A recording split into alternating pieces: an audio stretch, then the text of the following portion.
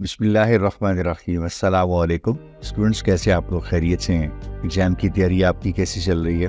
तो जैसा कि आप देख रहे हैं CS403 डेटाबेस मैनेजमेंट सिस्टम्स की सीरीज़ की आज हमारी ये दूसरी वीडियो है। लास्ट वीडियो में आपको याद होगा हमने ऑब्जेक्टिव टाइप के अपनी जो 40 क्वेश्चंस का पूल था वो हमने रिव्यू भी किया था, आपके साथ डिस्कस भी किया था और उसको हमने सॉल्व भी किया था। आपका एग्जाम जो है वो 2 सेक्शंस पे मुश्तमिल होता है, ऑब्जेक्टिव और सब्जेक्टिव। तो आज हम अपने उसी एग्जाम का जो एग्जाम 1 है हमारा, उसका हम सब्जेक्टिव पार्ट जो है वो डिस्कस करने जा रहे हैं। तो चलिए क्विकली शुरू करते हैं। सबसे पहले कुछ चंद बुनियादी चीजें हम देख लेते हैं। इस वीडियो को बनाने का मकसद अगेन वही है कि आप लोगों को आपका जो कंटेंट आप प्रिपेयर कर रहे हैं अपने एग्जाम के लिए, जो प्रिपरेशन कर रहे हैं, हम आपको थोड़ी सी उसमें हेल्प करें। अब अपनी CS403 का जो फाइनल टर्म का हमारा पेपर होगा उसमें चूँकि 10 क्वेश्चंस होंगे सब्जेक्टिव टाइप के, तो हम 10 क्वेश्चंस यहाँ पे भी कंसिडर कर रहे हैं अपने इस आज की वीडियो कंटेंट के लिए। हम पहले उस कॉन्सेप्ट को समझ लेंगे। क्वेश्चंस को समझने के बाद तो मैं आपके साथ फाइनल जो ड्राफ्ट आपका फॉर्मल रिस्पॉन्स होगा जो अपने एग्जाम सॉफ्टवेयर में लिखना होगा, मैं आपके साथ शेयर कर दूंगा। अगर आपको बेहतर लगे तो आप इस्तेमाल कर सकते हैं, यूज़ कर सकते हैं। तो आप चाहें तो एक आइडिया ले सकते हैं और मैं चाहूँगा कि आप अपना बनाइए ताकि इसमें थोड़ी सी आपकी लर्निंग होगी। लेकिन अगर टाइम शॉर्ट है तो आप ये वाला भी फॉलो कर सकते हैं इन क्वेश्चंस के लिए। अगर इनमें से कोई कॉन्सेप्ट मिलता जुलता आपको एग्जाम में फेस होता है या आप उसको फेस करते हैं, और हमारी जो इंटेंशन थी वो ये थी कि आपको एटलीस्ट एक आइडिया दिया जाए, क्योंकि पहली दफ़ा आप इस एग्जाम का फाइनल टर्म देने जा रहे हैं, तो आपको आइडिया मिल जाए कि क्वेश्चन जो हैं कितने आएंगे, किस तरह के होंगे और कितना लिखना चाहिए हमें। 3 लाइन, 5 लाइन, 2 पैराग्राफ, 1 पैराग्राफ वगैरह वगैरह। तो हम कोशिश करेंगे थोड़ा सा एक आपको आइडिया भी दे दें। 3 नंबर के क्वेश्चंस में आपको 3 या 4 लाइनें लिखनी होती हैं, वो टू द पॉइंट हो काफ़ी हैं।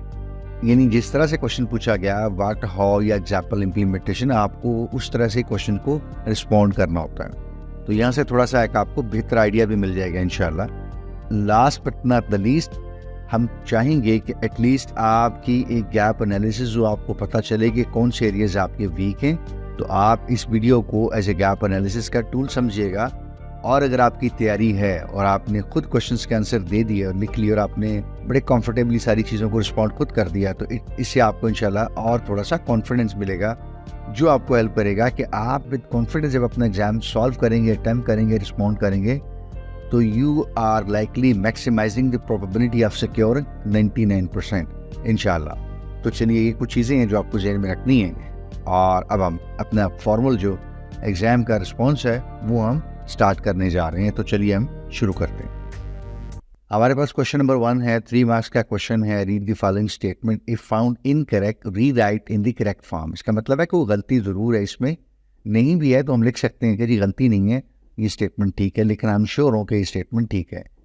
तो ज़रा ध्यान से देखिएगा, स्टेटमेंट लिखी हुई है कि हैशिंग प्रोवाइड्स स्लो। अब हैशिंग का कॉन्सेप्ट आपको पता है, यानी आपके पास एक मैकेनिज्म होता है, एक एल्गोरिदम होता है, और वो क्या करता है, कुछ वैल्यूज को प्रोसेस करता है किसी खास तरीके से और नई वैल्यूज क्रिएट करता है। इस प्रोसेस को आमतौर पे आप कहते हैं हैशिंग। तो हैशिंग को अब अपने जेहन में रखना है और उसकी कैरेक्टरिस्टिक्स आपके जेहन में आ जानी चाहिए। वो कह रहे हैं हैशिंग एक तो स्लो है, और चूंकि ये स्लो है इसलिए ये टाइम कंज्यूमिंग प्रोसेस है। और ये किस तरह का टाइम कंज्यूमिंग प्रोसेस है कि डेटा जब आप रिट्रीव करते हैं, और ये डेटा आप रिट्रीव करते हैं इन सीक्वेंशियल फाइल्स।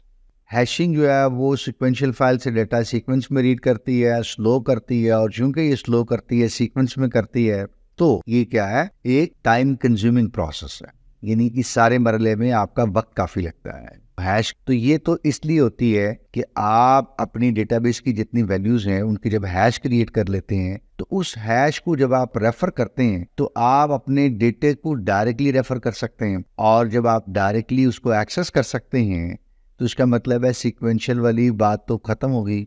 और चूंकि अगर डायरेक्टली आप रेफर कर रहे हैं इसलिए फिर टाइम कंजम्पशन भी कम आएगी। और इसका मतलब ये है कि डायरेक्ट अगर आप रेफर करते हैं किसी चीज को तो वो स्लो भी नहीं होगी। तो कहने का मकसद ये है कि ये स्टेटमेंट या इन इट्स ट्रू मीनिंग गलत लिखी हुई है, हैशिंग के मतलब को गलत इंटरप्रेट किया हुआ है, और शायद यही क्वेश्चन का मकसद भी था कि आप इसको जरा करेक्ट करें। तो अभी हमने आइडेंटिफाई कर लिया कि हैशिंग जब हमने कर ली या हैशिंग क्रिएट कर ली, तो उससे तो मुराद क्या होता है कि आप अपने डेटे को क्विकली लोकेट कर लें, और ये डायरेक्ट लोकेट आप कर सकते हैं। तो इसका मतलब ये सीक्वेंस का तो काम ही खत्म हो गया, अब टाइम भी नहीं लगेगा और ये प्रोसेस स्लो भी नहीं है। तो अब हमने इसको समझ तो लिया है। तो अभी हम देखने की कोशिश करते हैं कि इस रिस्पॉन्स को या इस लाइन को हम रीराइट कैसे करेंगे, या इसका रिस्पॉन्स कैसे बना के लिखेंगे। आप चाहें तो इसकी एक लाइन भी क्रिएट कर सकते हैं जैसे ये लिखी हुई है, लेकिन मैंने यहाँ पे कोशिश किया कि इसको जरा थोड़ा सा बुलेट्स में डाल दूं, बुलेट्स पॉइंट बनाए हैं ताकि इसका रिस्पॉन्स थोड़ा सा बेहतर लगे। So let me share it with you. तो हम रिस्पॉन्स इसका यूं लिख सकते हैं कि hashing provides fast data retrieval. Fast इसलिए कि we have no sequential access now, we can directly access the data. हम अपनी जो डेटा है उसको डायरेक्टली एक्सेस कर सकते हैं, क्योंकि हमने कहा यानी अपने डेटे की हैश क्रिएट कर लें और उसको किसी टेबल में डाल दें, और उसकी मदद से आप अपने डेटा डायरेक्टली लोकेट कर लें, यानी सीक्वेंस का काम नहीं रहा। तो इट्स फास्ट रिट्रीवल। क्यों फास्ट है जी? डायरेक्ट एक्सेस है, there is no sequential access now, और ये स्लो या टाइम कंज्यूमिंग नहीं रही या नहीं होती इनफैक्ट, बल्कि क्या ये एफिशिएंट है। So you have a direct access to records. This is a fast retrieval and you have an efficient access to the records in the database. तो आप चाहें तो इसी फॉर्म में एक लाइन भी रीराइट कर सकते हैं, और चाहें तो आप इस तरह बुलेट्स में भी लिख सकते हैं। ओके, ये क्वेश्चन नंबर 2 है, नेम टाइप्स ऑफ व्यूज।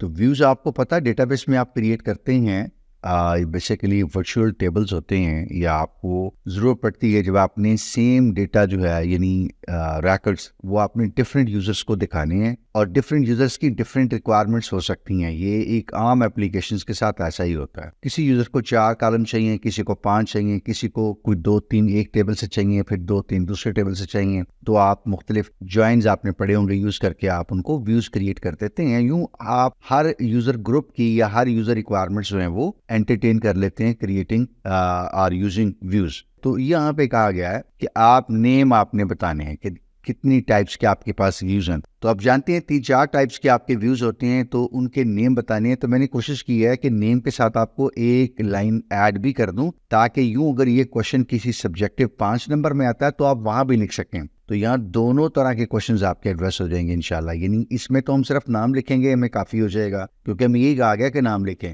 तो सबसे पहला हमारा जो व्यू है उसको हम कहते हैं मटीरियलाइज्ड व्यू। मटेरियल के लफ्ज से आपको कुछ समझ आ जानी चाहिए, आप इसको रिलेट कर सकते हैं। इस मटेरियल को आप फिजिकल से रिलेट कर दीजिए। आपके पास कोई क्यूरी होती है, यहाँ इसे इसको रिलेट कर दीजिए। तो आप कोई ना कोई क्यूरी जो है वो लिखते हैं क्रिएट व्यू के बाद। आप कहते हैं जी सेलेक्ट फलां फ्रॉम फलां टेबल, ज्वाइन करके ये इस तरह से करके, and then you can change the data. आप एलियस यूज कर सकते हैं कॉलम्स के, आप कोई एग्रीगेट फंक्शन यूज कर लेते हैं कि सम कर दें, सैलरी कर दें, स्टूडेंट्स काउंट कर दें, वगैरह वगैरह, ये सारी चीजें। And than less than, in operator, like operator, ये सब आप एक क्यूरी बड़ी सी लिखते हैं, और उसके बाद फिर आप अपना व्यू क्रिएट कर लेते हैं। जाहिर बात ऐसे करते हैं।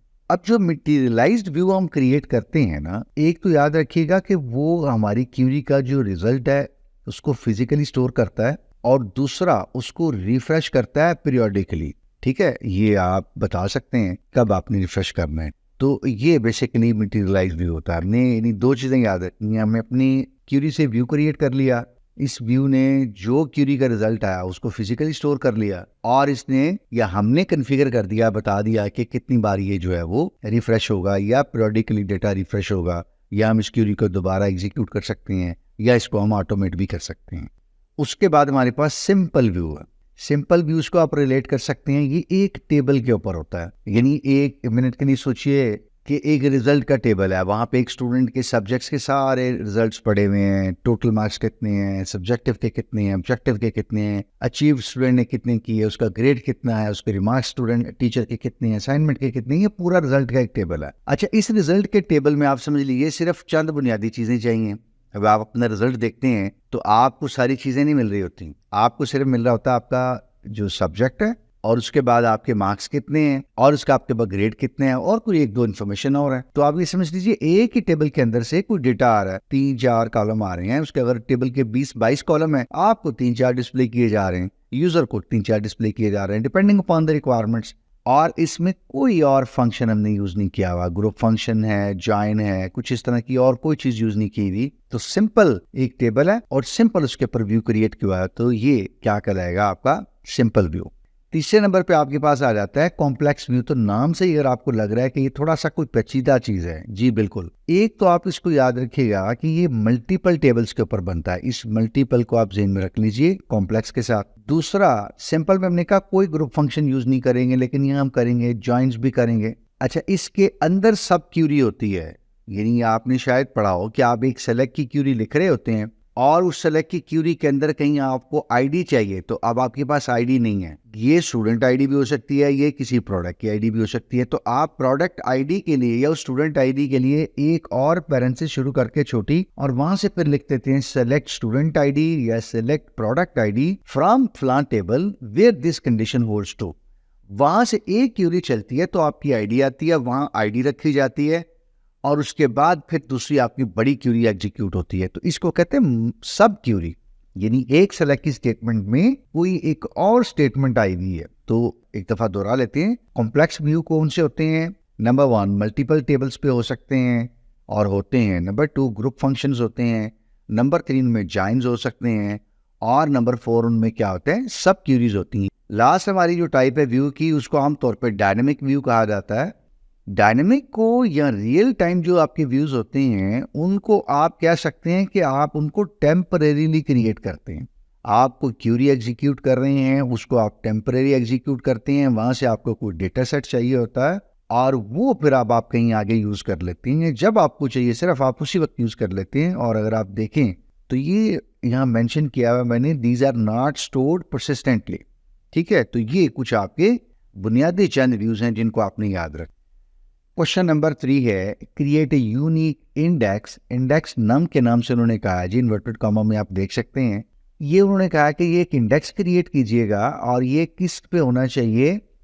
ये कोई टेबल के अंदर कॉलम है, कस्ट नेम यानी कस्टमर नेम के नाम का कोई कॉलम होगा। ये देखिए एट्रीब्यूट का लफ्ज उन्होंने इस्तेमाल किया हुआ है, ऑफ द कस्टमर टेबल। ये देखिए मैंने हाईलाइट किया हुआ है, इटैलिक है बेसिकली ये कस्टमर टेबल। तो यहाँ एक तो इंडेक्स है, एक आपका ये कॉलम और एक आपका ये टेबल है। जनरल सिंटैक्स के भी क्वेश्चन आते हैं कि एक इंडेक्स क्रिएट करने का जनरल सिंटैक्स क्या है। तो पहले हम वो देखते हैं, मैं चाहूँगा कि हम उसको वो देखें और उसके बाद मैं चाहूँगा कि बेशक आप वीडियो पास करके इस क्वेश्चन को खुद हल करें तो बहुत अच्छा होगा। तो पहले चलते हैं क्विकली कि सिंटैक्स देख लेते हैं इंडेक्स क्रिएट करने का। तो हम सबसे पहले क्रिएट का कीवर्ड लिखते हैं, उसके बाद इंडेक्स का कीवर्ड हम लिखते हैं और यूं ये हमारा इंडेक्स का नाम होगा। जो भी हम नाम देना चाहें ये हमारी मर्जी है, यहाँ पे हम कुछ भी नाम दे सकते हैं। क्रिएट स्पेस इंडेक्स, ये हमें ऐसे ही लिखना होगा चूंकि ये क्यूरी का सिंटैक्स है। इंडेक्स का नाम हम अपनी मर्जी से रख सकते हैं और इस केस में मेरा ख्याल है कि मैंने रेड इंक से इसलिए हाईलाइट किया है ताकि आपको पता चल जाए यहाँ पे इसने आना है, या इंडेक्स नेम की जगह क्या आएगी वैल्यू। जी बिल्कुल, आप ठीक समझ रहे हैं। उसके बाद हम ऑन का कीवर्ड बिल्कुल ऐसे ही लिखेंगे और ये जो दूसरी वैल्यू है ना हमारी, यहाँ मुझे क्या रखना होगा? ऑन के बाद टेबल नेम। तो यहाँ मेरा टेबल नेम क्या है ये देखिए, तो ये मेरा टेबल नेम है। बिल्कुल ठीक कह रहे हैं आप जी। ऑन के बाद कस्टमर आएगा और उसके बाद स्पेस देंगे हम और पैरेंथेसिस डालेंगे, और पैरेंथेसिस के अंदर अगर आप देखें तो क्या लिखा हुआ है? Standard column name. और यहाँ कॉलम नेम क्या होगा? बिल्कुल आप ठीक जान रहे हैं, पहचान रहे हैं, बिल्कुल कस्टमर नेम। तो यूँ मैं चाह रहा था कि बजाय मैं आपको आंसर डायरेक्टली रिवील करूं, आपको चाहूँगा कि आप खुद इसको एड्रेस करें। अगर आपने इस तरह से बनाना सीख लिया है तो अब आप इससे रिलेटेड MCQs भी खुद कर सकेंगे इंशाल्लाह, और बना हुआ इंडेक्स है उसकी आउटपुट भी प्रिंट कर सकेंगे, और जरूरत पड़ती है या फिर उसमें गलती हो वो भी ठीक कर सकेंगे और अपना इंडेक्स क्रिएट भी कर सकेंगे क्वेश्चन में। तो यूँ मेरी कोशिश होती है कि आप एक ही क्वेश्चन को 3-4 डायमेंशन से देखें और सारे सीख लें, सिर्फ एक सवाल ना सीखें इंशाल्लाह। तो आपकी लर्निंग ज़्यादा से ज़्यादा होनी चाहिए, ब्रॉड होनी चाहिए इंशाल्लाह। अब आप इस क्वेश्चन का आंसर देख लेते हैं। आपने बना तो लिया है, आप इसको सिर्फ टैली कर लीजिएगा। क्रिएट का कीवर्ड हमने लिखा और उसके बाद फिर हमने इंडेक्स लिखा और इंडेक्स नम, यही हमें ऊपर क्रिएट करने के लिए कहा गया था। देखिएगा ऑन कस्टमर, ये हमारा हमने कहा टेबल नेम हमारा कस्टमर, हमने हाईलाइट भी किया है, और कस्टमर नेम मैंने वही यूज किया है यहाँ पे, कस्ट नेम, यानी ये कॉलम हमारा, इसके ऊपर इंडेक्स क्रिएट हो गया। और यूं आप ये एंड पे सेमीकोलन डालते होते हैं और उसके बाद आप इसको एग्जीक्यूट करेंगे तो इंडेक्स नम के नाम का कस्टमर टेबल के ऊपर कस्टमर नेम वाले कॉलम पे ये इंडेक्स क्रिएट हो जाएगा इंशाल्लाह। ठीक हो गया जी। चलिए, उम्मीद है अब आप ये बात वाजे होगी। क्वेश्चन नंबर 4 है, एक स्टेटमेंट लिखी हुई है, deadlock occurs When one transaction wants to read from another transaction, ये देखिए जरा रीड का जो लफ्ज है ना इसको अपने ज़हन में रखना है. More than one transaction are object at the same time. Is the given statement correct? पूछा गया है. T1 कोई ट्रांजैक्शन है, उसने एक ऑब्जेक्ट पकड़ा हुआ है, वो रीड कर रही है. अब वो दूसरा ऑब्जेक्ट पकड़ के रीड करना चाह रही है, तो इससे तो रीड करने में तो कोई इशू नहीं है. ये T1 अगर इन दोनों ऑब्जेक्ट्स को रीड करने की कोशिश कर रही है तो रीड में तो कोई प्रॉब्लम नहीं होती. आपको पता है प्रॉब्लम कहाँ होती है? जी आपने बिल्कुल ठीक कहा, जब आप कुछ राइट कर रहे हो, जब आप कुछ एडिट कर रहे हो, यहाँ प्रॉब्लम होती है. असल में तो कॉन्सेप्ट हमें समझ आ गया कि ये कॉन्सेप्ट तो ठीक नहीं लिखा हुआ. आप रीड कर सकते हैं, आपके पास एक रिसोर्स है, ट्रांजैक्शन ने कहीं से और रीड करना है, जाके रीड कर लें, कोई मसला नहीं है. But the problem comes in जब आप कॉन्करेंटली राइट करते हैं, मॉडिफाई करते हैं, एडिट करते हैं. एक ट्रांजैक्शन डेटा राइट कर रही है, दूसरी भी आती है, उसको एक्सेस करती है कॉन्करेंटली, यानी सिमल्टेनियसली, और वो कहती है मैंने भी राइट करना. Here comes the problem. तो ये आपने पढ़े भी होंगे, कंकरेंसी जो प्रॉब्लम्स हैं, अगर ये अलाउ की जाती है तो क्या प्रॉब्लम्स होते हैं, क्या कॉन्सिक्वेंसेज होते हैं. The given statement is incorrect. अभी हमने कहा कि रीड के केस में ऐसा नहीं है, तो इसका मतलब ये है कि करेक्ट नहीं है, ये क्या है, इनकरेक्ट है. The given statement is incorrect as reading from multiple source does not create result in deadlock. तो रीड करने से डेडलॉक्स क्रिएट नहीं होते. एक चीज आपने ये बता दी यहाँ पे, ठीक है. अच्छा, दूसरी चीज हमने क्या बतानी है, अब इसकी रीजन ये देखिए, ये हमने पहला जवाब दे दिया वहां यहां तक.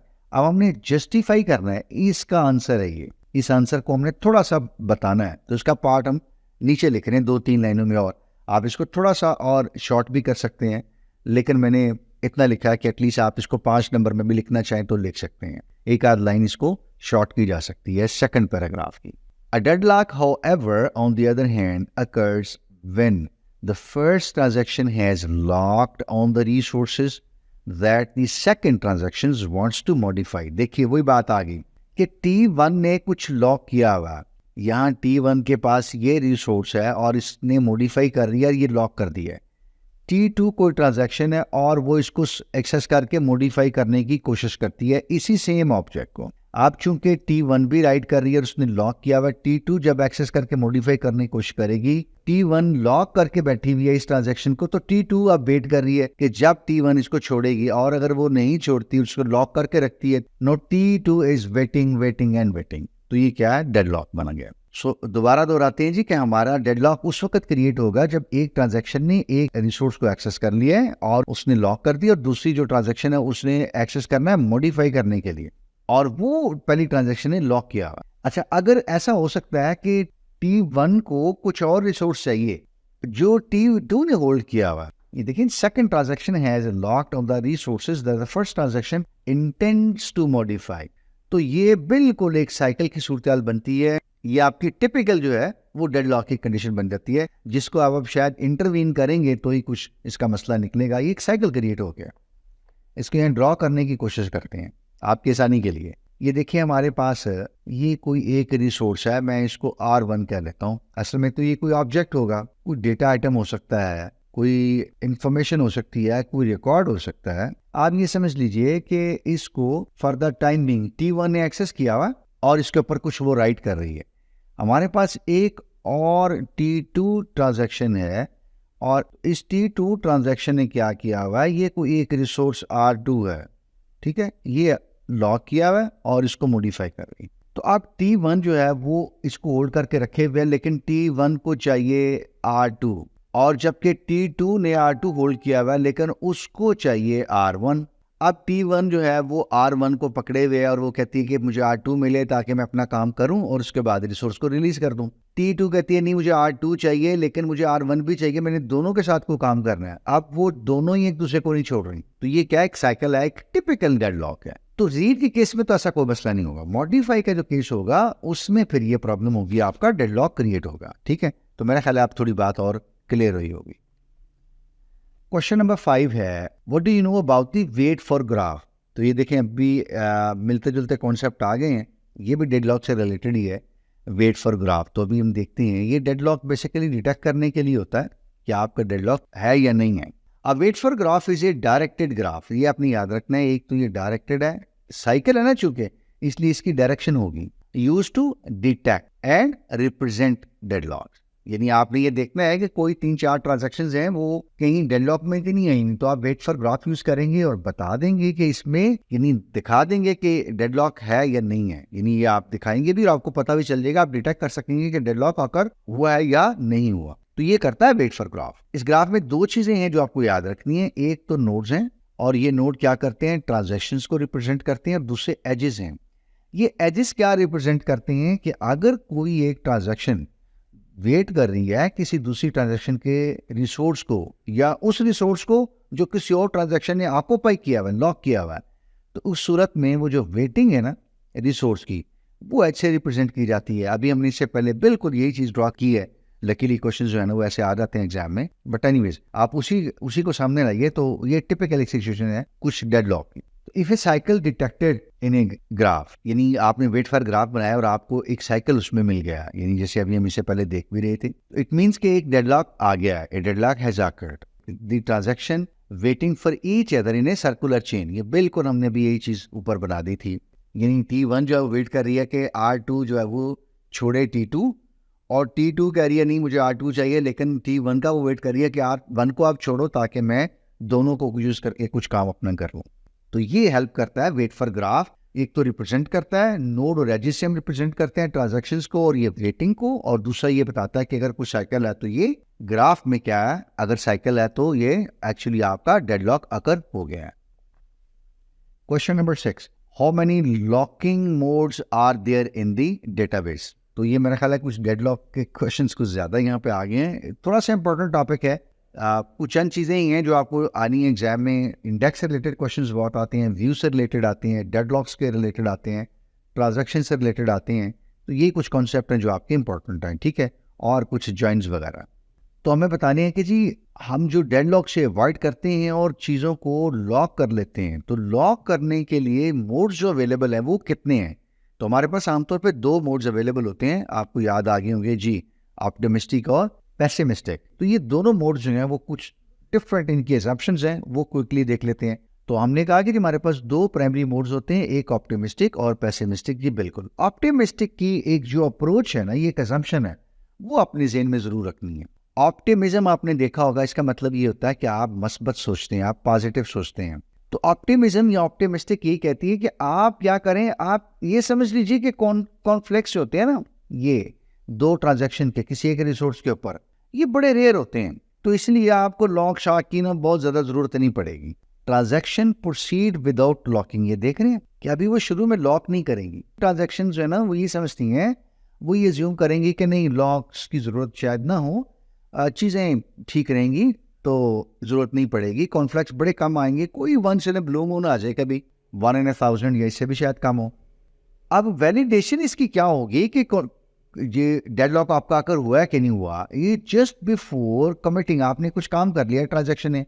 अब आपको पता है डेटाबेस में जब आप कोई ट्रांजैक्शन कर लेते हैं तो आपको कमिट करना पड़ता है सेव करने के लिए अपनी ट्रांजैक्शन को परमानेंटली अपनी लॉग फाइल के ऊपर राइट करने के लिए, ताकि नेक्स्ट टाइम वो ट्रांजैक्शन कंप्लीटेड हो और उसका इफेक्ट नजर आए डेटाबेस के अंदर। तो जब आप सेव या कमिट करते हैं उस वक्त ये देखा जाता है कि कोई डेडलॉक तो नहीं आया हुआ, और अगर ऐसा हुआ है तो ये ट्रांजैक्शन क्या कर दी जाती है, रिटायर्ड कर दी जाती है। ये क्या है जी, हमारा ऑप्टिमिस्टिक अप्रोच। दूसरी हमने कहा पेसिमिस्टिक है। अब क्विकली वो भी देख लेते हैं। तो उसकी असम्पशन क्या है, इसके बिल्कुल उल्टा है। वो कहती है जी डेडलॉक्स तो होते ही होते हैं, ये क्या जी थोड़ी सी नेगेटिव सोच है, नहीं जी बस लड़ाई हुई हो, ठीक है। आप क्या कह रहे थे, नहीं ऐसा नहीं है कि जी साहब इत्मीनान रखिए, ऐसा कुछ नहीं होगा मामला, आप इजी फील रहिए, आप कूल रहिए। लेकिन यहाँ पेसिमिस्टिक ये कह रही है कि नहीं डेडलॉक्स तो होने ही होने। तो यहाँ डेडलॉक चूंकि असम्पशन ही है कि होने ही होने, तो इसलिए ट्रांजैक्शन क्या करती है, वो पहले ही लॉक कर लेती है। Lock the resources at the start, वो पहले से वो कहती है मैं बस लॉक कर लूँ, हुआ तो भी ठीक है, लेकिन नहीं हुआ तो भी मैं बस लॉक करूँगी, मुझे पता है ट्रांजैक्शन में कन्फ्लिक्ट हो जाने बस मैं लॉक कर लूँगी। तो चूंकि असम्पशन कॉमन की है इसलिए लॉक पहले ही कर लिया गया था स्टार्ट। हमने कहा हमने लॉक नहीं किया ऑप्टिमिस्टिक में, हमने शुरू कर दिया अपना काम करना। हमने कहा कभी होता है, रोज थोड़ी होता है, लेकिन यहाँ उसके बिल्कुल बरक्स है मामला। तो यहाँ हमने पहले ही ट्रांजैक्शन से पहले क्या कर लिया, लॉक कर लिया टू प्रिवेंट कन्फ्लिक्ट्स। हमने कहा चलो अगर आ गया तो हम बच जाएंगे। एक तरह से ये भी कदरे अच्छी सोच है। तो हमने क्या किया, holding the lock until the transaction is complete. तो इस वक्त तक हम उस रिसोर्स के ऊपर लॉक रखेंगे जब तक कि हमारी ट्रांजैक्शन कंप्लीट नहीं हो जाती। अब हमने चूंकि लॉक पहले ही ले लिया है तो अब हम बच जाएंगे, हम अपने यानी कॉन्फ्लिक्ट्स में नहीं जाएंगे। लॉक चूंकि पहले ही हमने ले ली थी तो इसलिए कमिट करते हुए हमें ये भी जरूरत नहीं है देखने की कि डेडलॉक आकर हुआ है कि नहीं हुआ। ठीक है, तो ये दो बुनियादी अप्रोचेज हैं, ये दो बुनियादी ये जो लॉकिंग के आपके मोड्स हैं, ये ऑप्टिमिस्टिक और पेसिमिस्टिक, ये दोनों में बुनियादी फर्क क्या है कि दोनों की एजम्पशन डिफरेंट है। मैंने रेडिंग से उनको कोशिश किया थोड़ा सा अलग हाईलाइट करने की, और चूंकि एजम्पशन डिफरेंट है तो दोनों की एजम्पशन की अप्रोच जो है ना वो आगे अप्रोच जो है वो डिफरेंट है, उनकी मैकेनिज्म जो है वो डिफरेंट है। आप दोनों को डिफ्रेंशिएट करना चाहें तो आप इस रिस्पॉन्स की बुनियाद पे आप उन दोनों को डिफ्रेंशिएट भी कर सकते हैं, फ़र्क भी बता सकते हैं। बेसिकली इस तरह भी क्वेश्चन आ जाता है कि दोनों में बुनियादी क्या फ़र्क है। अजम्पशन डिफरेंट है और अजम्पशन डिफरेंट है तो इसलिए उनका मैकेनिज्म भी डिफरेंट है। तो यूँ क्वेश्चन नंबर 6 हमारा कंप्लीट हुआ। Question number 7, what are the 3 concurrency problems. Concurrency ये है कि आपके पास एक ही रिसोर्स है तो आप मल्टीपल ट्रांजैक्शंस को अलाउ कर रहे हैं कि इनको एक्सेस कर लिया जाए, यानी आप T1 को भी अलाउ कर रहे हैं और आप ट्रांजैक्शन T2 को भी अलाउ कर रहे हैं कि आप रिसोर्स 1 को एक्सेस कर लीजिए। अब ये दोनों अगर एट ए टाइम करेंगे तो फिर ये आपके पास प्रॉब्लम आएंगे, तो इसी को हमने कहा कि ये क्या कॉन्करेंसी प्रॉब्लम्स है। ठीक है, कि सिमल्टेनियसली सेम टाइम एक रिसोर्स एक्सेस हो रहा है दो ट्रांजैक्शन से, तो दिल be a problem for modifying writing. Reading हमने कहा कोई मसला नहीं। तो जो पहली प्रॉब्लम हमारे पास आती है वो कहती थी लॉस्ट अपडेट प्रॉब्लम। इसका मतलब यह है कि यहाँ कोई चीज़ कोई अपडेट की हुई हमारी ज़ाया हो जाती है। जी बिल्कुल, अगर मल्टीपल यूज़र सेम टाइम पे सेम रिसोर्स को ऑब्जेक्ट को एक्सेस कर रहे होंगे, यहाँ देखिएगा 3 हाईलाइट किए मैंने चीज़ें, एक तो मल्टीपल यूज़र होंगे, ऑब्जेक्ट सेम होगा और टाइम भी सेम होगा। ऐसी सूरत में एक जो अपडेट होगी ना आपकी T1 की या T2 की, वो लॉस्ट हो जाएगी क्योंकि वो लिखी जाएगी साथ ही, आप समझ लीजिए fraction of second, a very small tiny fraction of second. T2 की जब राइट की जाएगी तो T1 की जो है वो ओवर रिटर्न हो जाएगी। तो ओवर रिटर्न होगी तो वो लास्ट ही होगी ना, ज़ाया होगी, पता नहीं चला T1 ने क्या अपडेट की थी। तो ये क्या है, लॉस्ट अपडेट प्रॉब्लम। अगर हम कंकरेंसी की परमिशन दे दें और उसको कंट्रोल ना करें तो ये पहला प्रॉब्लम क्या होगा, लॉस्ट अपडेट का होगा कि एक ट्रांजैक्शन की अपडेट लॉस्ट हो जाएगी, दूसरी की ओवर रिटर्न। क्यों हम अलाउ कर रहे हैं दोनों को सेम टाइम पे? ऐसा करने से ये पहला नुकसान हो रहा है हमारा, या हो सकता है पोटेंशियल जो है वो प्रॉब्लम हो सकती है। Second, uncommitted updates. इसका मतलब ये है कि अपडेट तो एक ट्रांजैक्शन ने की है, सेव नहीं की हुई, इसलिए कहा हुआ अनकमिटेड। तो अपने ये लफ्ज ज़हन में रखना है, इससे आपका आइडिया क्लियर हो जाएगा। क्या हुआ, एक ट्रांजैक्शन ने कुछ अपना काम कर दिया लेकिन उसने डज नॉट कमिट, उसने भी अपडेट नहीं किया। अब क्या हुआ, सेकंड ट्रांजैक्शन आई और उसने वो अनअपडेटेड या इनकंसिस्टेंट स्टेट वाला जो डेटा था वो पकड़ा और उसके ऊपर रिलाई किया और उसको यूज कर लिया और कोई अपनी इनकंसिस्टेंट डेटा इनपुट किया। तो इसका मतलब है जो रिजल्ट्स निकलेंगे वो भी क्या होंगे, इनकंसिस्टेंट होंगे, यकीनन गलत होंगे ना। आपने किसी एम्प्लॉय की सैलरी को थोड़ा बहुत अपडेट कर दिया और अभी आप सोच रहे हैं कि नहीं इसको वापस कर दें, इसको चेंज ना करें, सेव नहीं किया। वो जो इंटरमीडिएट इनकंसिस्टेंट उस बंदे की सैलरी अपडेट हुई हुई है वो किसी और ट्रांजैक्शन एक्सेस कर ली और उसने वो सैलरी ले ली। अब आपका ज़हन बना बाद में कि नहीं इसकी ज़रूरत नहीं है, इसको कमिट ना करें, भी रहने दीजिए। आपने सैलरी 10,000 से 12,000 की थी, वो आपने दोबारा 10,000 कर दी। जो दूसरी जो ट्रांजैक्शन उसने सैलरी लेके उसके ऊपर टैक्स कैलकुलेट करना था ना, अब वो गलत कैलकुलेट हो गया है। तो अब ये क्या है, अनकमिटेड अपडेट। इससे भी प्रॉब्लम होती है। या आप ये समझ लीजिए कि कंकरेंसी को अगर हम अलाउ करें और कंट्रोल ना करें तो जो दूसरी तरह की प्रॉब्लम हो सकती है वो क्या, अनकमिटेड अपडेट। एक ट्रांजैक्शन ने डेटा चेंज किया, अपडेट नहीं किया, सेव नहीं किया, कमिट नहीं किया, उसको वहीं छोड़ दिया, इनकंसिस्टेंट। ठीक है, दूसरी ट्रांजैक्शन ने वही कंक्लूडेड डेटा निकाल दिया कंकरेंट एक्सेस करके और उसको यूज कर लिया और उसके ऊपर कोई डिसीजन कर लिया, तो वो इनकंसिस्टेंट डेटा निकला, इनकंसिस्टेंट या इनकरेक्ट कंक्लूजन निकले, इनकरेक्ट या वो जो डिसीजन हुआ वो बिल्कुल ठीक नहीं हुआ। तीसरा प्रॉब्लम है इनकंसिस्टेंट एनालिसिस।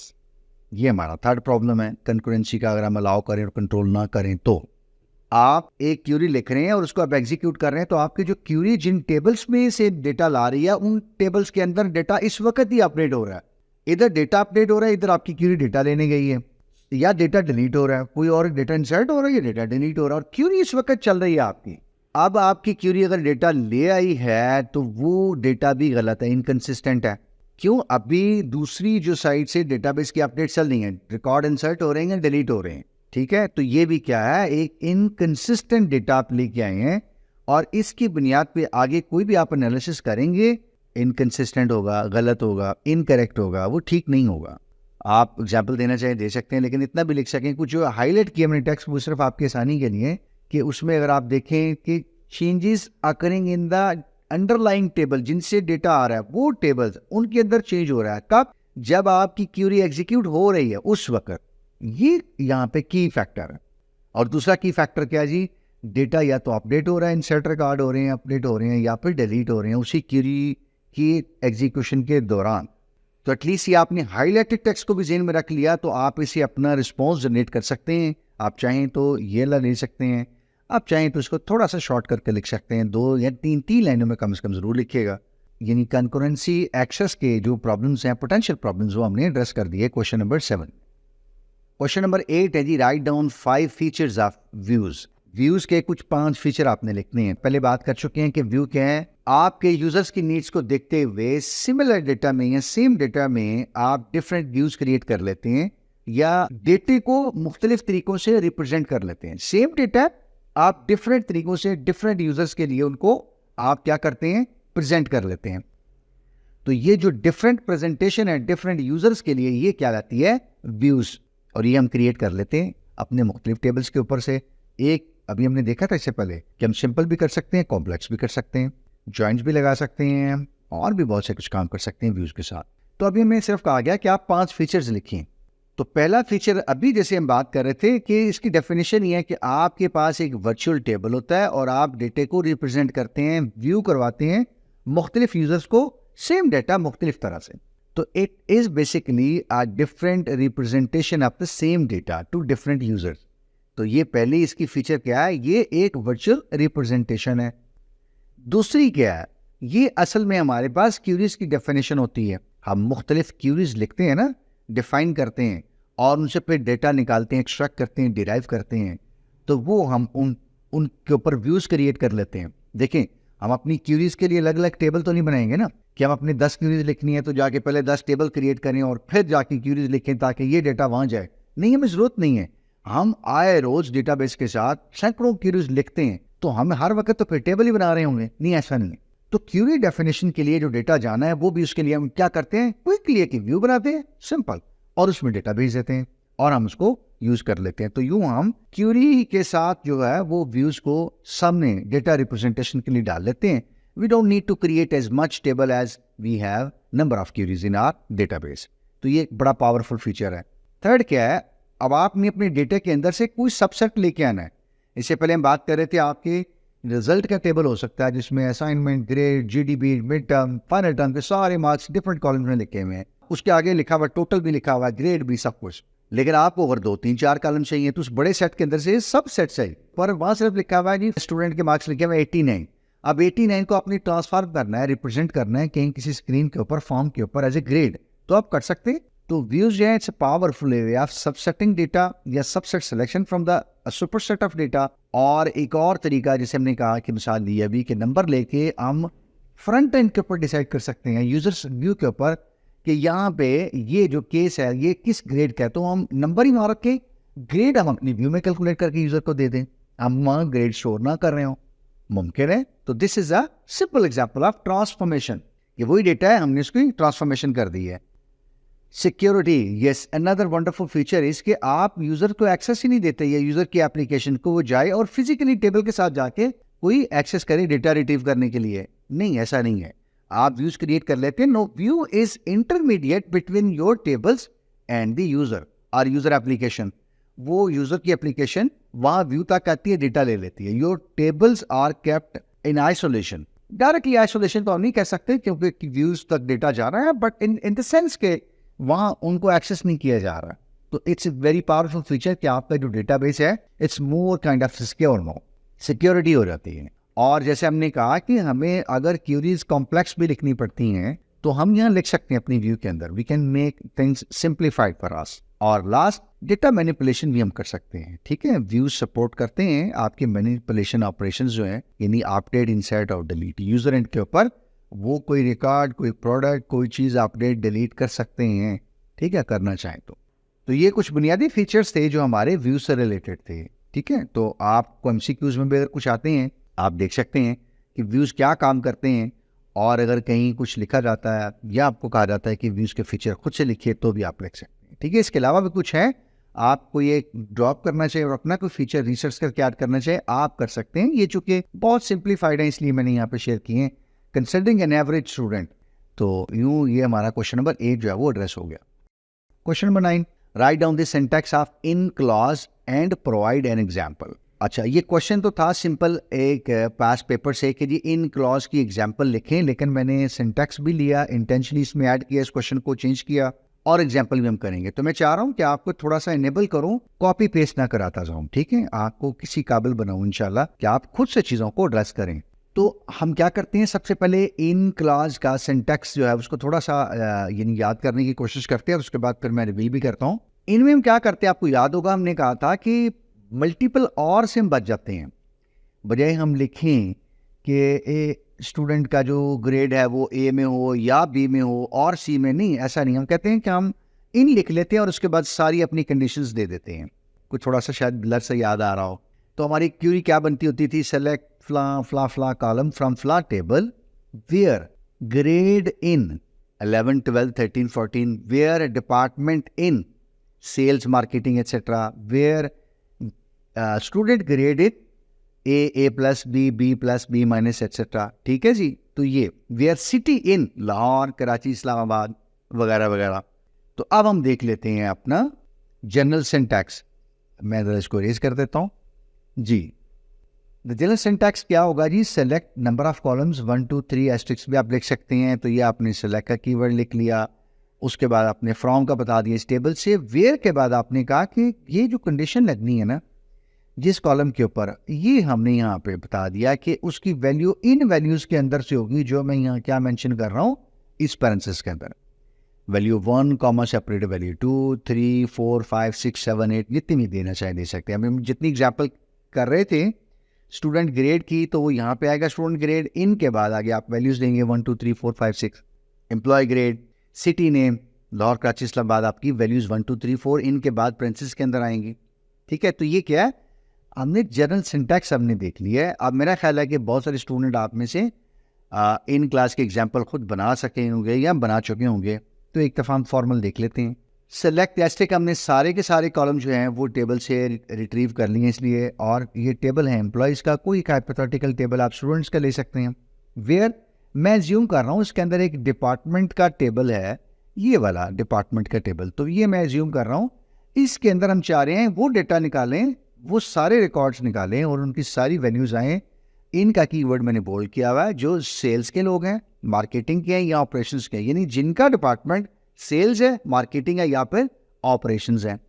तो ये इन हमने अपने इस एग्जाम्पल में इस तरह से यूज़ करनी है। क्वेरी लिखी हुई क्या कर रही है, आप बता सकते हैं कि जी एम्प्लॉयज़ के टेबल से ये सारे कॉलम्स रिट्रीव कर रहे हैं हम, जबकि कंडीशन हमारी ये है कि डिपार्टमेंट्स उन एम्प्लॉयज़ का सेल्स हो या मार्केटिंग हो या फिर ऑपरेशंस हो, उन एम्प्लॉयज़ का डेटा आ जाएगा हमारे पास। ये अगर क्वेरी लिखी हो तो हम उसका जवाब इस तरह से भी दे सकते हैं, उसको एक्सप्लेन कर सकते हैं। और अगर हमें ये क्वेरी खुद लिखनी पड़ रही हो तो भी हम लिख सकते हैं। या ये भी कहा जा सकता है कि क्वेरी ऐसे लिखिए कि एक एम्प्लॉय का टेबल है, सेल्स मार्केटिंग और ऑपरेशंस के डेटा आना चाहिए सिर्फ, और कुछ भी नहीं बताया हुआ। तो अब आपको पता होना चाहिए कि ये जो कंडीशन है ये मल्टीपल और की है, और मल्टीपल और हम किससे हैंडल करते हैं, अपनी इन से, यानी इन के कीवर्ड से। ठीक है, तो मैंने कोशिश की है कि 3-4 जो क्वेश्चन इससे बनेंगे एटलीस्ट मैं आपको वो बता रहा हूँ किस तरह से एड्रेस करने हैं। ये देखिए क्वेश्चन हम यानी शायद 10 ही कर रहे हूँ, लेकिन अल्टीमेट आपके क्वेश्चन जो है ना वो 20 25 30 इंशाल्लाह एड्रेस हो रहे होंगे, क्योंकि हर क्वेश्चन को हम 2-3 एंगल से एस्पेक्ट से देखने की कोशिश कर रहे हैं। और मैं चाह रहा हूँ कि आपकी तैयारी भरपूर और ज़्यादा से ज़्यादा हो, आप इस वीडियो से बहुत बेनिफिट उठाएं इंशाल्लाह। तो ये हमारा क्वेश्चन नंबर 9 था। सिंटैक्स हमने देख लिया, एक एग्जाम्पल कर ली, और एक क्वेश्चन अगर डेटा निकालना पड़ता है क्यूरी लिख के तो हमने खुद कर लिया है। ठीक है, और क्यूरी अगर आती है तो हमने इसको एक्सप्लेन कैसे करना है। लास्ट हमारा क्वेश्चन है question number 10, what is the transaction, कि एक ट्रांजैक्शन क्या होती है। हमारे पास थ्योरेटिकल नेचर का थोड़ा सा, और ACID जो प्रॉपर्टीज आपको याद हो हमने इसी सब्जेक्ट का जो पूल किया था ऑब्जेक्टिव का, उसमें भी आया था। तो ये देखें किस तरह से क्वेश्चन जो है वो कॉन्सेप्ट रिलेटेड है कि अगर आपका एक साइड से कॉन्सेप्ट अच्छा है तो ऑब्जेक्टिव या सब्जेक्टिव कहीं पे भी आप उसको एड्रेस कर सकते हैं। तो ट्रांजैक्शन आपको पता क्या होती है, एक लॉजिकल यूनिट, एक पीस ऑफ वर्क होता है असल में जो परफॉर्म होता है इन इट्स ट्रू स्पिरिट, वो कंप्लीट होता है, यानी एक काम हो गया या फिर वो नहीं हुआ। एक ऐसा यूनिट ऑफ वर्क है, आप बिल जमा करवाते हैं, आप पैसे जमा करा देते हैं, आप अपनी एटीएम से पैसे निकलवा लेते हैं, या एक ईमेल भेज दिया है, ये सारी सिंपल क्या है, लॉजिकल यूनिट ऑफ वर्क है। ये ट्रांजैक्शन है। आपने किसी को एक सिंपल टेक्स्ट मैसेज कर दिया, प्रोफेसर साहब को एमडीबी पोस्ट कर दी है, ठीक है, उन्होंने आपकी एमडीबी रिप्लाई कर दिया है। So all these are the examples of transactions. आप रोजमर्रा जिंदगी में अपनी देखिए कि दाएं बाएं आप बहुत सारे ट्रांजैक्शंस कर रहे हैं, तो ये एक कोई ऑपरेशन है, उसमें आप कुछ logical piece of work, unit of work वो परफॉर्म कर रहे हैं, और ये किसी न किसी एक सीक्वेंस में होता है। डेटाबेस की हम बात करें तो हम क्या कर रहे होते हैं, हम ट्रांजैक्शंस कर रहे होते हैं, उसके अंदर ऑपरेशन या रीड के कर रहे होते हैं, या फिर हम क्या कर रहे होते हैं, राइट के कर रहे होते हैं। ये दो ऑपरेशंस हम कर रहे होते हैं एक सिंगल यूनिट के अंदर। यानी एक ट्रांजैक्शन होगी जिसमें हम रीड कर रहे होंगे सिर्फ, और हम रीड कर लेंगे, और एक ट्रांजैक्शन होगी जिसमें हम अलग से राइट कर रहे होंगे। यानी हमें रीड और राइट करना, तो हमें दो ट्रांजैक्शन करनी पड़ेंगी, रीड के लिए एक, राइट के लिए एक। अहम चीज जो आपने याद रखनी है ना, कि ये जो ACID प्रॉपर्टीज हैं एक ट्रांजैक्शन की, ये इंश्योर करती हैं डेटा इंटीग्रिटी, यानी डेटा एक कंसिस्टेंट स्टेट में है। डेटे की जो स्टेट है वो इंटीग्रल है, वो कंसिस्टेंट है, वो स्टेबल है, ठीक है। हम डेटे को ले सकते हैं, कंसिडर कर सकते हैं, ऑपरेशंस में इस्तेमाल कर सकते हैं। डेटा इनकंसिस्टेंट नहीं है, डेटा के साथ कोई प्रॉब्लम नहीं है, ठीक है। तो ये इंश्योर करती हैं हमारी जो ACID प्रॉपर्टीज हैं। एक ट्रांजैक्शन जो उसने काम किया है वो बिल्कुल ठीक किया है, डेटा उससे पहले उसके बाद बिल्कुल ठीक है। ये असल मकसद है इसकी प्रॉपर्टीज का। या जब ट्रांजैक्शन होगी तो ये प्रॉपर्टीज फुलफिल होंगी तो हम कह सकते हैं ट्रांजैक्शन हो गई है, ये भी हम कह सकते हैं दूसरे लफ्जों में। तो जो चार प्रॉपर्टीज हैं, फीचर्स हैं ACID किसी ट्रांजैक्शन के, अब हम क्विकली जरा एक नजर उनको लगा लेते हैं कि वो क्या है। तो सबसे पहले अगर आप देखें तो एक है एटॉमिसिटी। एटॉमिसिटी क्या हम कहते हैं कि एक जो ट्रांजैक्शन है उसको आप मजीद तोड़ के छोटा नहीं कर सकते। आप कहते हैं जी ये इतनी % ट्रांजैक्शन हो गई है, नहीं ऐसा नहीं है, या वो ट्रांजैक्शन हुई है या फिर नहीं हुई। आसान मिसाल से समझाता हूँ, घर में पंखा लगा हुआ है, आप समझ लीजिए उसका डिमर नहीं होता, या वो ऑन होता है या ऑफ होता है। अब उस वक्त जब डिमर बिल्कुल नहीं है, तो वो अगर आप कहें कि मैं बटन थोड़ा सा नीचे करता हूँ, पंखा थोड़ा स्लो चल जाएगा, और थोड़ा सा और नीचे करता हूँ, अम्मी कह रही है जरा हवा तेज आ जाए, मुमकिन नहीं है ना।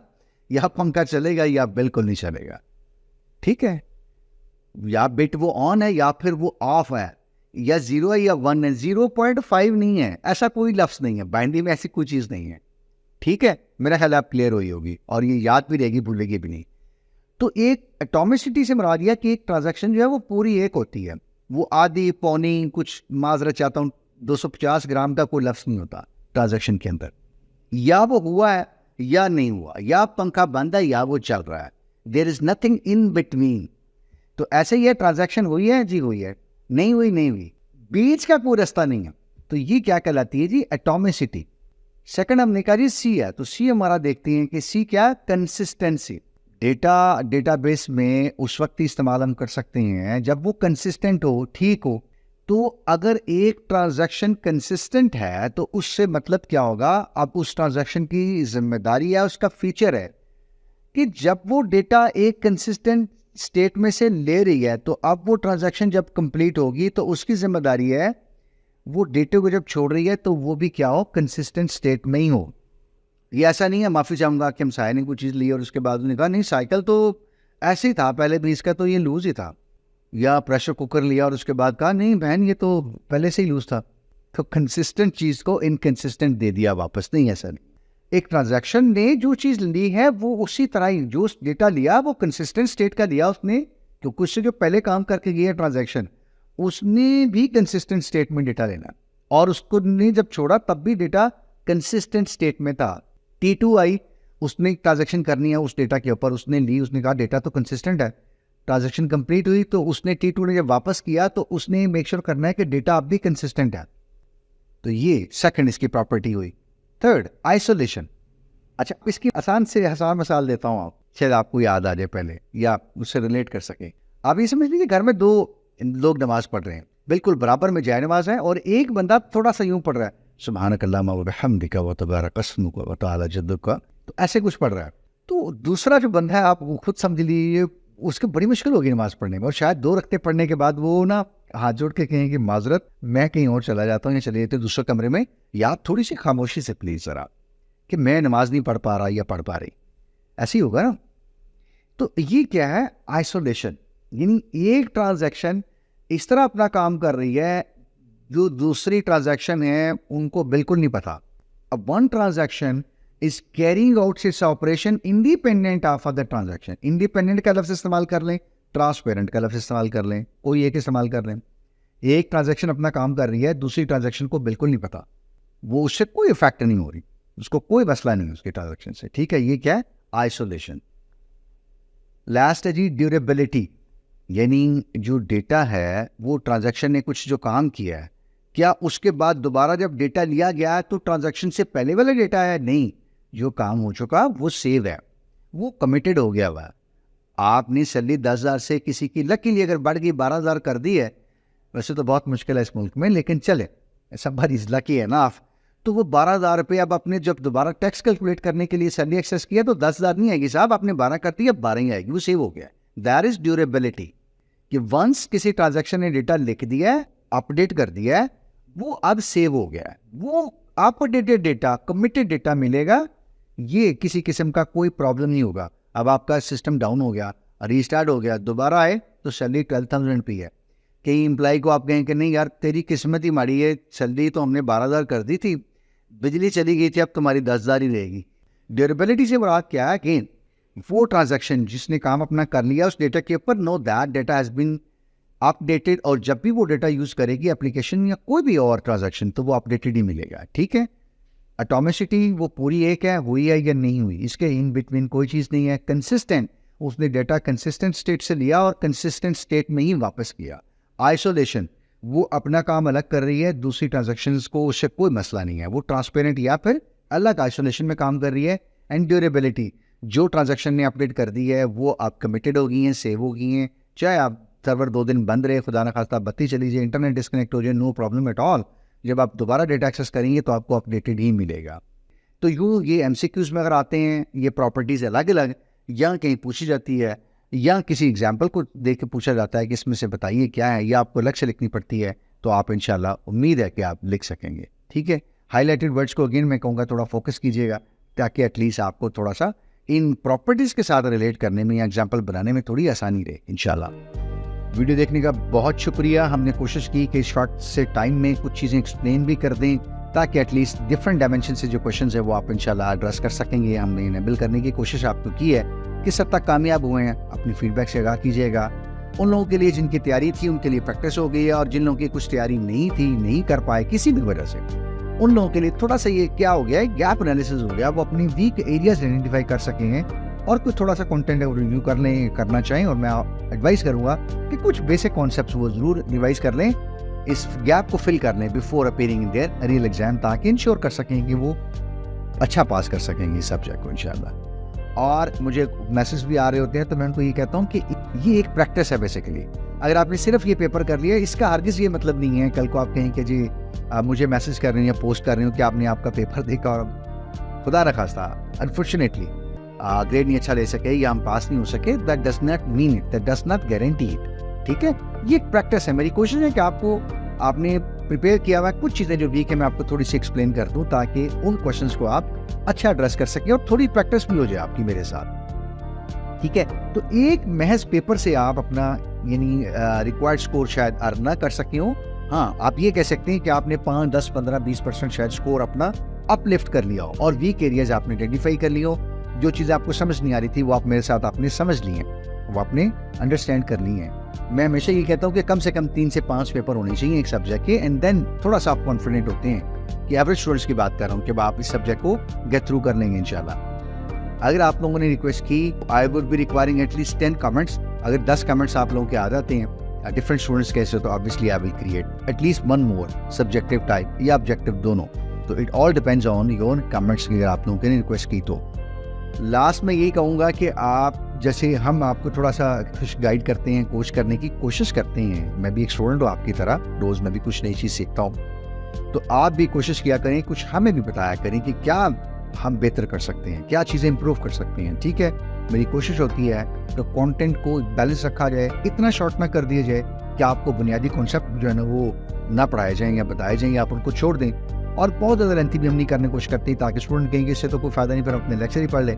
ठीक है, मैंने ये भी जिस पर सुनी, एक बैलेंस होती है कोशिश। मैं शॉर्ट करूँ तो कॉन्सेप्ट ड्रॉप हो जाते हैं, क्वालिटी बिल्कुल ड्रॉप हो जाती है, जो मैं नहीं चाह रहा होता, to be honest with you. ठीक है, आप इसमें से फॉरवर्ड कर सकते हैं, रश कर सकते हैं, I totally leave it up to you. हम कोशिश करते हैं कि बजाय इकट्ठा आपको बाकी स्टूडेंट्स की तरह या बाकी जो डेमोन्स्ट्रेटर हैं उनकी तरह ये नहीं करता कि एक PDF की फाइल पूरी खोल दूँ और आपका ध्यान मुख्तलिफ चीज़ों की तरफ जा रहा हो। जो कंटेंट हम बात कर रहे हैं मैं वही रखता हूँ सामने, लेकिन फिर भी प्रेजेंटेशन, कंटेंट्स की डिलीवरी या कुछ और सजेशन, इसको और छोटा किया जाए, पेपर को लेंथ को कम किया जाए, सिर्फ एग्जाम्पल कम की जाए, कुछ और, या जिस तरह चल रहा है चलने दें, कुछ भी चीज़ होना चाहिए, बेहतर होना चाहिए, कुछ भी इम्प्रूव होना चाहिए, तो प्लीज़ अपनी राय का ज़रूर इज़हार कीजिए। मैं भी चाहता हूँ कि मैं अपने इस कंटेंट में, इसकी प्रेजेंटेशन में आपके फीडबैक को मुद्देनजर रखते हुए इसमें अंदर कोई तब्दीली करूँ, बेहतरी लाऊँ। मेरा मकसद चूँकि आपको इसको प्रेजेंट करना है, आपको फैसिलिटेट करना है, आपकी हेल्प आउट करना है, और वो जितना ज़्यादा हो मुझे खुशी होगी इंशाल्लाह। ढेरों दुआएं आपके लिए, अल्लाह ताला आपको कामयाबी से हमकिनार करे। I wish you very best of luck for your final term exam, may you get through with the flying colours, और may you even exceed your expectations जो आपने आपके वालिदैन ने आपके लिए देखी हुई। ठीक है, may you deliver some good results to your parents and bring smile on their faces. Maybe we'll be connecting in the same session on the same subject, or maybe in other different subjects. Take better care of yourself. Talk to you then inshallah in any other video, in any other content. अपना ख्याल रखिएगा। खुदा हाफिज। अस्सलामु अलैकुम व रहमतुल्लाह।